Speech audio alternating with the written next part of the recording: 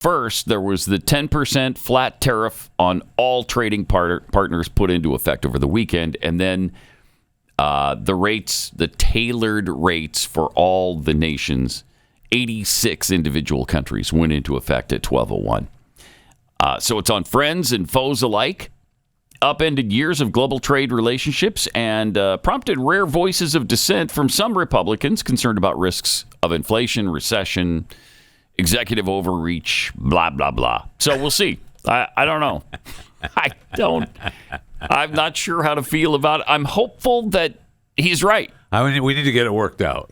We do. It's a little concerning to me, though, that he did actually mention pharmaceuticals yesterday, and I don't like it. Yeah, you don't like that. I don't like it. I don't like it. We need to get Jeffy's not on board with his pharmaceuticals going up. We need to get that worked out to make that happen. So the guy in the corner is going to raise his prices? It's going to affect everyone, Chris. I don't know if you know that. Everyone. Right. Even the guy on the corner. Yes. Yeah. And the guy under the viaduct. Correct. Yes, thank you. Mm-hmm. Everyone. I don't like it. What a surprise. Well. That shocks me, Jeffy. Trump said, I really think we're helped a lot by the tariff situation that's going on, which is a good situation, not a bad one. It's going to be legendary. You watch. Legendary in a positive way. So in total, he lifted the effective U.S. tariff rate to 25%, up from 2.5% last year, including a 20% rate for the EU, 27% for India, 24% for Japan, 26% South Korea, 32% for Taiwan, and 46% for Vietnam. Now, they've already said, how about if we lower our rate to 0? Yeah, well, he mentioned yesterday, he was speaking at some dinner, that countries are coming to him groveling. Yes.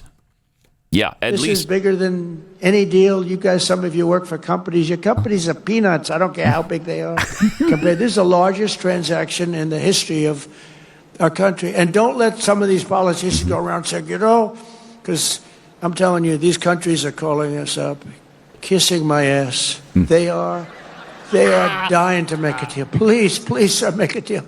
I'll do anything, sir.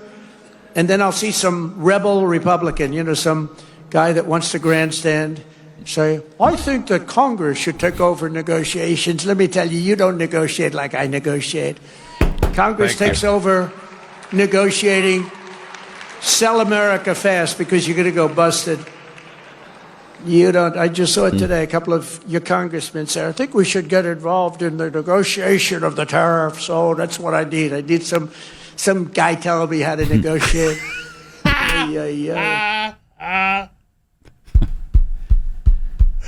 That's our president. He's pretty confident. That's our president. That's our president. That's our president. Indeed it is.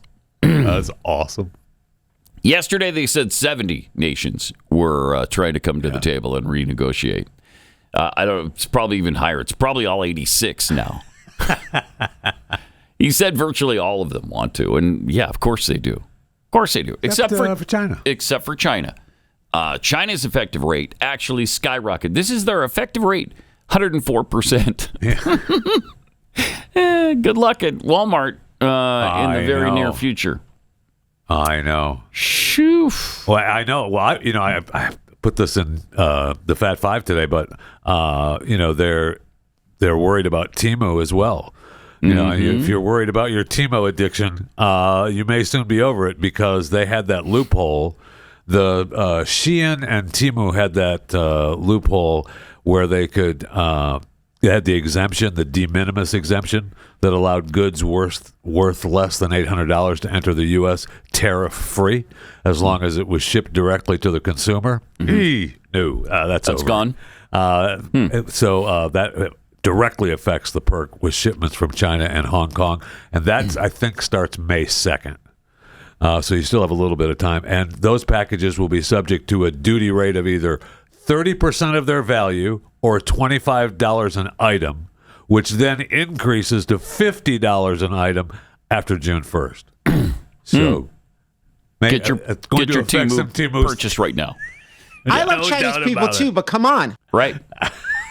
I mean, so even Rahm Emanuel, though, you remember him from the Clinton days?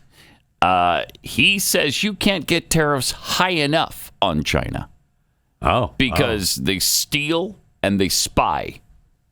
Yeah, we know that. And that's true. I mean, yeah, they do.